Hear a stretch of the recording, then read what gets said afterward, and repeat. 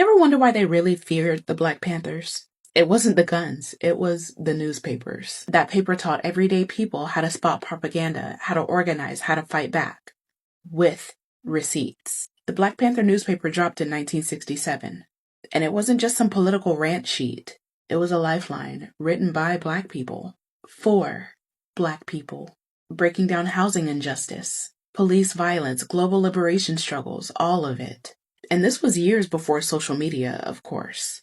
If you wanted the truth and not the government's version of it, you had to find that paper. And people did. It reached 100,000 readers per week.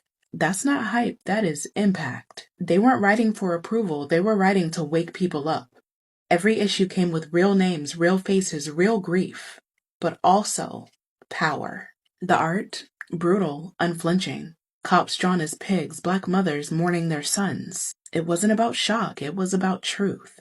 A truth so raw that the FBI labeled the paper as a national threat. Not the guns, not the marches, the paper. Because this wasn't just print, it was proof. You want to know what political education looked like before hashtags and think pieces?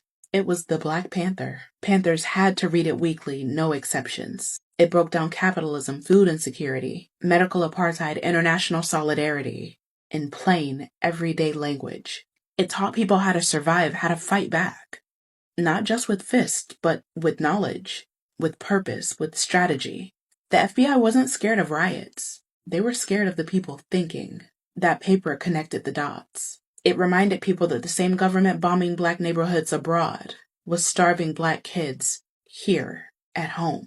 You weren't just reading about injustice, you were learning how it was engineered. We talk a lot about the Panthers, leather jackets and rifles, that sort of thing. But this was the real weapon, the newspaper. Because once people start thinking critically, once they start organizing, once they start connecting oppression to systems, not just bad luck, that is when revolution becomes possible. And that is exactly what they are still afraid of.